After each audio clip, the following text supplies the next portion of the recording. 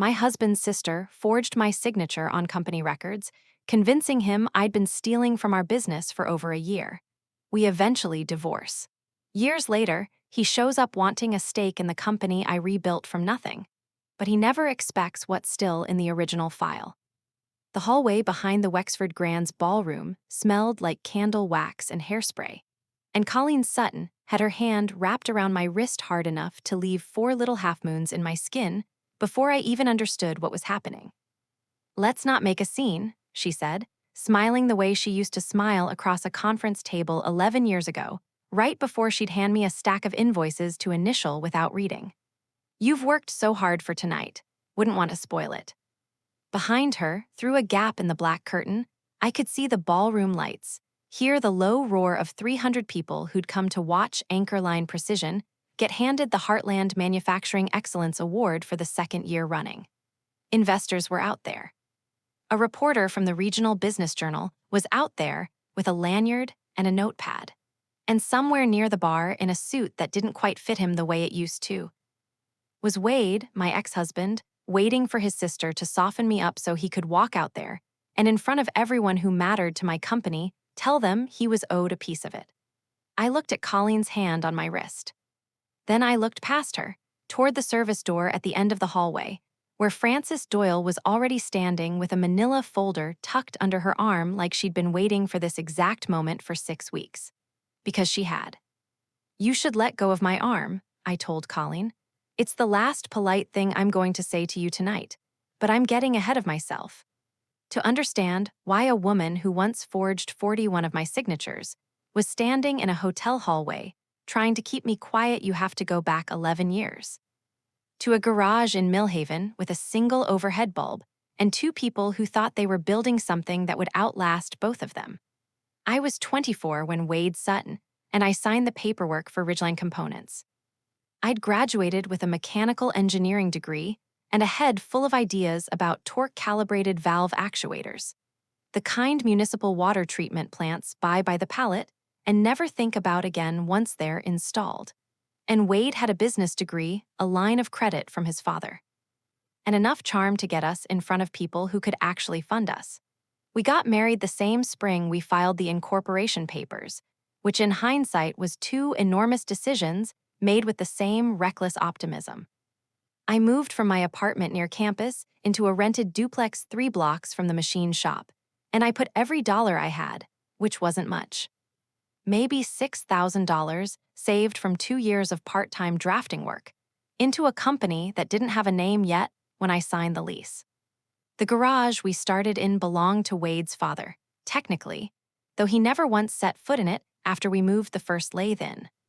It had 1 overhead bulb that flickered when the compressor kicked on, a concrete floor stained the color of rust in 3 places, and a folding table where I drew my first actuator cam by hand because we couldn't afford drafting software yet. I remember the night I finished that first working prototype, a Thursday close to 11 at night. Wade asleep in the truck outside because he'd promised to drive me home and dozed off waiting, and how I sat there turning the cam over in my hands under that flickering bulb thinking I had never made anything that felt so entirely mine. Wade's sister, Colleen, came on as our finance lead in the second year, once we'd outgrown doing the books ourselves at the kitchen table with a shoebox of receipts. She was good at it, sharp with spreadsheets, quick to catch a vendor overcharging us by even a few cents a unit, the kind of person who color-coded invoices without being asked. I trusted her the way you trust family, which is to say I didn't examine it much at all. I signed what she put in front of me on Friday afternoons, a stack of vendor authorizations clipped together with a yellow sticky note that just said, "Sign and return." Because I was the one who understood torque tolerances, and she was the one who understood accounts payable, and that division of labor felt sensible for 6 years. She kept a framed photo on her desk, her, Wade, and me, squinting into the sun outside the garage the day we incorporated. I used to think that photo meant something about how she saw me. I know now it was just good set dressing. It stopped feeling sensible the week everything came apart. We were 3 weeks from closing a funding round that would have let us double our floor space and hire 11 more machinists. I remember the number because Wade said it to me so many times that week it stopped sounding like a number and started sounding like an accusation. $200,000. That's how much had moved out of Ridgeline's operating account over 18 months, routed through a vendor account called Meridian Supply Co., a company that, as it turned out, existed only as a mailing address and a bank routing number. And on every single wire authorization tied to Meridian, there was my signature. Except it wasn't. Not one of them was actually mine. Wade came home on a Tuesday with a folder Colleen had put together, bank statements authorization forms, a memo summarizing irregularities she'd supposedly just discovered in a routine audit. And he set it on the kitchen table between us like evidence in a trial I hadn't been told I was standing in. I remember exactly what I was doing when he opened it. I was rinsing a coffee mug at the sink, and I turned around with water still running behind me, and I looked down at a signature that curved the same way mine curved. That dotted the I in my middle name the way I dotted it, and for a second I genuinely doubted my own hand. "I didn't do this," I said. "Then whose signature is that, Regina?" His voice wasn't loud. That's what I remember most. How quiet the kitchen was, how the faucet kept running behind me the whole time, how he never once raised his voice, because he'd already decided this wasn't a conversation, it was a verdict he was delivering. "I don't know," I said, "but I never signed anything for a company called Meridian Supply. I don't even know what Meridian Supply makes." Colleen says the wire authorizations go back 18 months, 41 of them. He said the number like it was the only thing in the folder that mattered. 41 times Regina. I picked up the top page with wet hands, smearing a little water across the corner, and stared at a signature I would have sworn under oath was mine if I hadn't known better. The loop on the R was a fraction too round. I only noticed it because I'd been signing that same R since I was 6 years old. Wade never looked at the loop. He looked at me. I didn't have an answer that sounded better than the one already sitting on the table in a folder his sister had prepared. Colleen stood in our kitchen doorway with her arms crossed, not saying much, letting the paper do the talking, occasionally offering a soft, almost sorrowful, "I really didn't want to be the one to bring this to you." Wade, the kind of line that sounds like reluctance and functions like a match. I understand now, years later, that this was the whole design of it. She timed the discovery 3 weeks before the funding round on purpose. A scandal that surfaces right when investors are doing due diligence doesn't get questioned. It gets contained, fast, quiet, and final, because nobody has time to ask whether the evidence itself might be the crime. Wade filed for divorce 6 weeks later. I left the house we'd bought together with 2 suitcases, my engineering degree, and a box of hand tools that had been a graduation gift from my father. I didn't get a settlement. I didn't get a lawyer who believed forensic signature comparisons were worth paying for. Because by then, I didn't have money left to pay one. Wade's counsel had already frozen the joint accounts pending the investigation, a word that made it sound official even though no charges were ever formally filed. I remember standing in the driveway with those 2 suitcases, waiting for a cab because I no longer had a car with both our names off the title, and Colleen watching from the porch with an expression I mistook, at the time, for pity. Word moves fast in a mid-size manufacturing town. Within a year, 3 separate people at investor mixers found polite ways to ask me about what happened at Ridgeline before they'd shake my hand for a second time. I wasn't formally blacklisted. Nobody wrote it down anywhere. It was just understood, the way these things get understood in rooms you're no longer welcome in, a slight pause before someone introduces you, a business card that never gets a follow-up call, a seat at a table that's somehow already full. If anyone watching this has ever had a family member manufacture paperwork to turn someone you loved against you, I want to hear how it finally surfaced, because I promise you, I read every single one of these stories in the comments. And I know I'm not the only person who's lived this. I spent the better part of a year sleeping on a fold-out couch in my cousin's basement in Millhaven, taking contract drafting work for other people's patents, refusing every offer that came with the word Ridgeline attached to it. I didn't rebuild out of spite, not at first.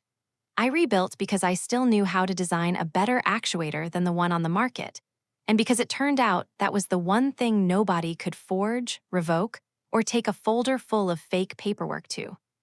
The first thing I bought for Anchorline Precision wasn't a lathe or a lease. It was a $200 fireproof filing cabinet, secondhand, dented on one corner, that I kept in my cousin's basement for the first 8 months before we had an office to put it in. Every contract, every vendor agreement, every signature page went into that cabinet and nowhere else.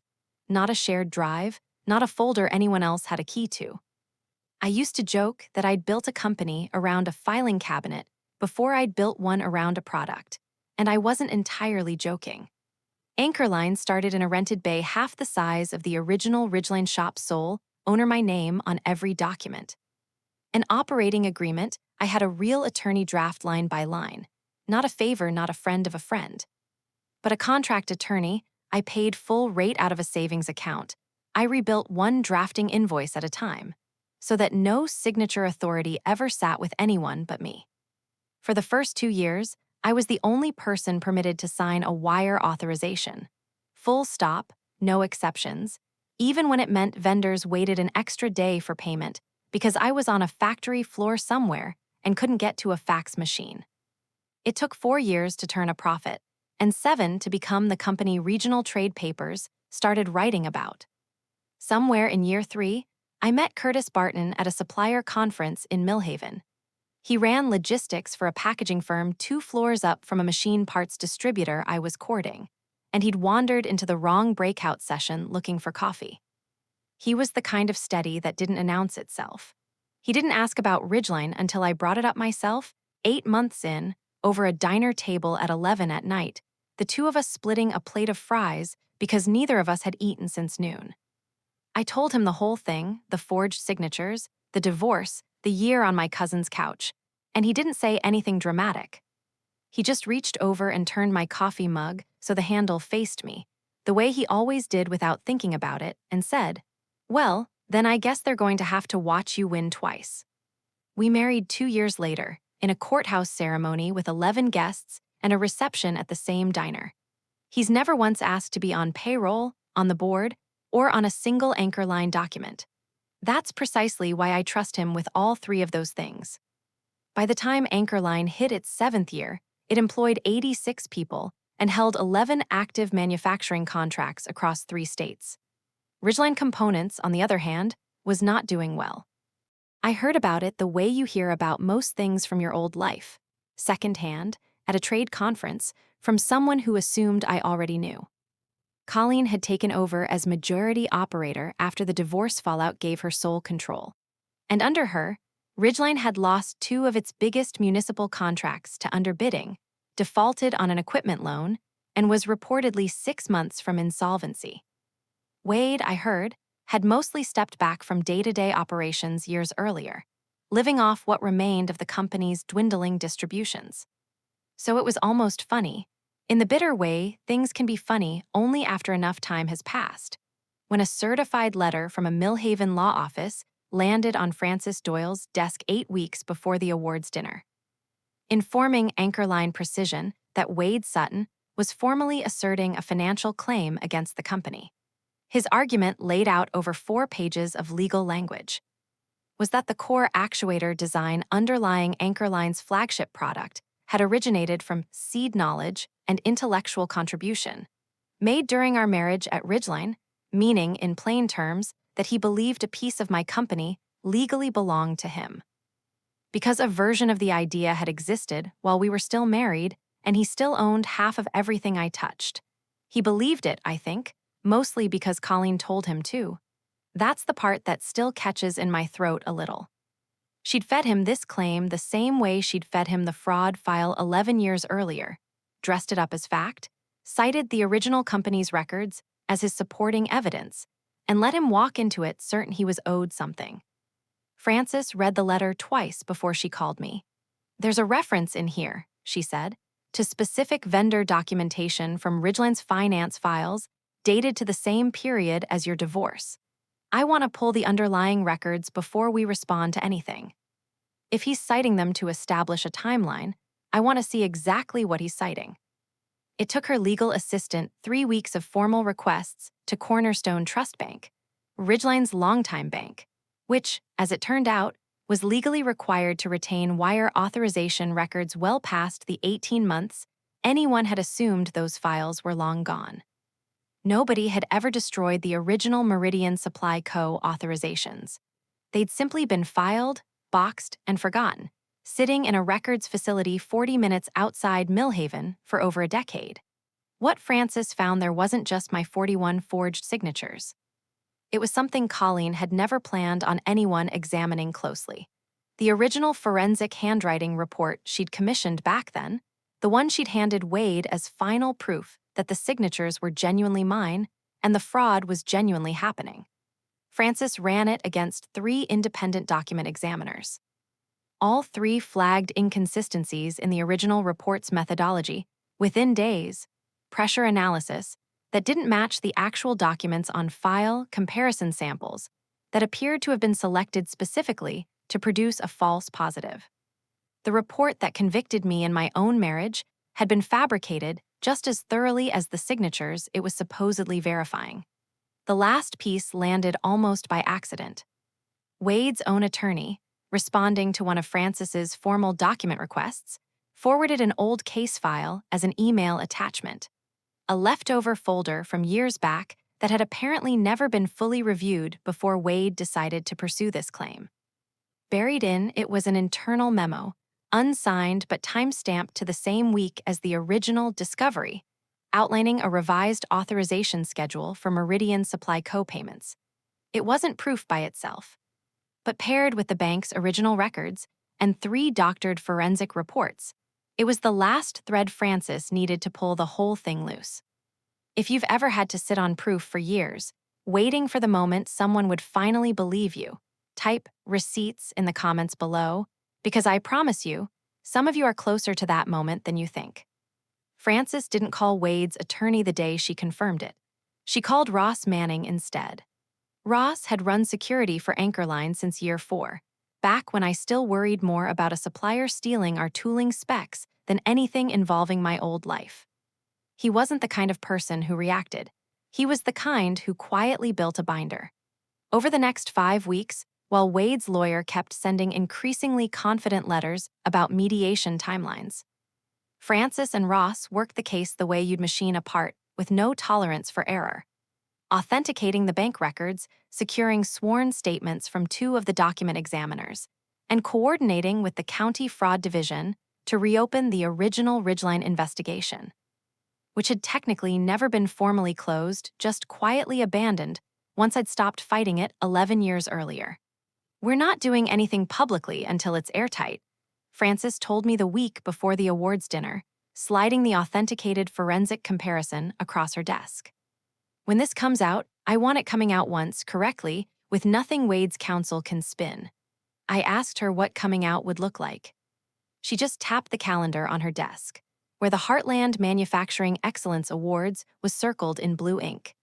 An event Anchorline had already been confirmed to receive top honors at, an event where half the region's investors and 2 reporters would already be in the room. "It looks like the room finding out the same night everyone's already looking at you," she said. "Except this time, for the right reason. I didn't expect Wade and Colleen to actually show up. Francis had sent formal notice weeks earlier that any claim would go through mediation, not public confrontation. But apparently Colleen, sensing, maybe, that the ground under her was shifting, decided the safest move was to corner me before anything went formal.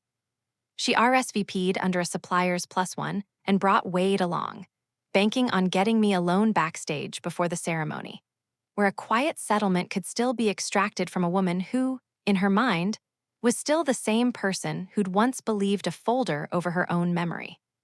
Which brings us back to that hallway, her hand around my wrist, and Frances Doyle standing by the service door with a folder of her own. "Let go of my arm," I said again, and this time she did, more out of surprise than compliance, because I wasn't backing toward the ballroom curtain the way she expected. I was walking toward her. Wade came around the corner from the bar just as I reached the curtain gap, drink still in his hand. And for a second the 3 of us stood there, The marriage that ended over paper that wasn't real, and the woman who'd made sure of it. Regina, he started, in the tone he used to use when he wanted to sound reasonable in front of an audience, I just want to talk this through like adults. I contributed to that design. You know I did. I know what your sister told you, I said. Those aren't the same thing. I don't want to do this here, Wade said, glancing toward the ballroom. And for the first time all night, he actually sounded uncertain, like some part of him had expected me to fold the way I'd folded 11 years earlier in that kitchen. Neither did I said. But you brought your sister to my award dinner to pressure me into a settlement before mediation, so I think we're a little past what either of us wanted. That's when Francis stepped through the curtain gap, close enough that the small circle of investors nearest the bar, 3 of them, drinks in hand, half listening the way people at these events always are, could hear her clearly without her needing to raise her voice at all. Mr.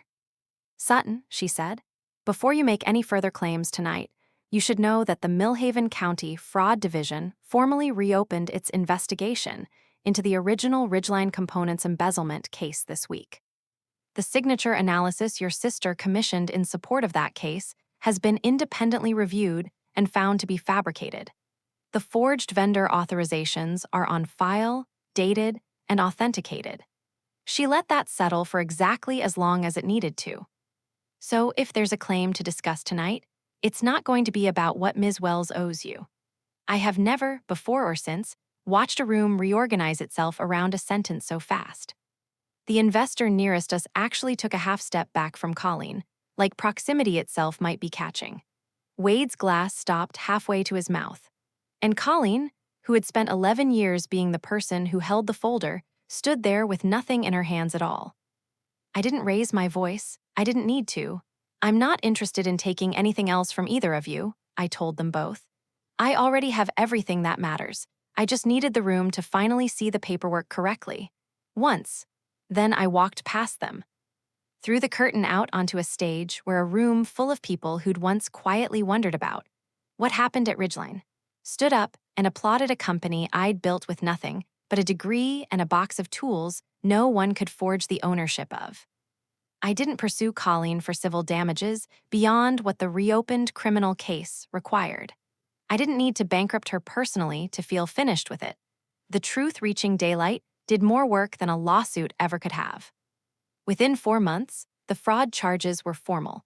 Ridgeline's remaining contracts evaporated under the scrutiny, and the company Colleen had run into the ground on her own collapsed entirely under charges tied to the very fraud that had once destroyed my marriage. Her husband, Dale Kramer, filed for divorce 2 weeks after the story ran in the Regional Business Journal. Quietly, without comment, the way people do when 30 years of trusting someone finally runs out of runway. Wade sent me one email about 6 weeks after the dinner. It wasn't long. He said he was sorry he hadn't asked more questions 11 years ago, that he'd let Colleen do his thinking for him twice, once when it cost me everything, and again when it nearly cost him what little he had left. He didn't ask for anything. I didn't write back with forgiveness, exactly, but I didn't need to hold onto the anger either. Some doors just close on their own once the truth walks all the way through them. Francis and Ross never asked for public credit, and that was exactly the point. The win didn't happen in that hallway. It happened 5 weeks earlier in a records facility outside Millhaven, in a binder Ross built one authenticated document at a time, in a bank that had simply never thrown anything away. Curtis was in the 3rd row that night, and when I finally sat back down at our table, he didn't say anything about the confrontation at all. He just reached over, turned my water glass so the handle faced me, and asked if I wanted to actually eat something before the second round of awards. That's the whole marriage, really, in one gesture. These days I walk the anchor line floor most mornings before the first shift starts. Past the row of finished actuators waiting for shipment, past the framed sketch that hangs just outside my office door. The original cam mechanism I drew on a sheet of graph paper the year I turned 24, the one thing from that first marriage I kept. Because it was the one thing that had only ever belonged to me. It hangs in a building I own outright now, with my name on the deed and no one else's on the signature line. People who fabricate evidence to take something from you are usually betting the paper trail disappears along with the relationship it destroyed. It doesn't. Somewhere, it's sitting in a file cabinet, in a bank vault, in an old email attachment nobody thought to open, waiting for the one person patient enough to go looking for it. That's the marrow of every story I tell on this channel. What gets buried has a way of surfacing exactly when the people who buried it feel safest. If this one hit home for you, tell me in the comments what finally surfaced in your own life and how long you had to wait for it. Share it with someone who's still waiting on their proof to matter. And if you want more stories like this one, subscribe, because there's always another file somebody thought was closed for good.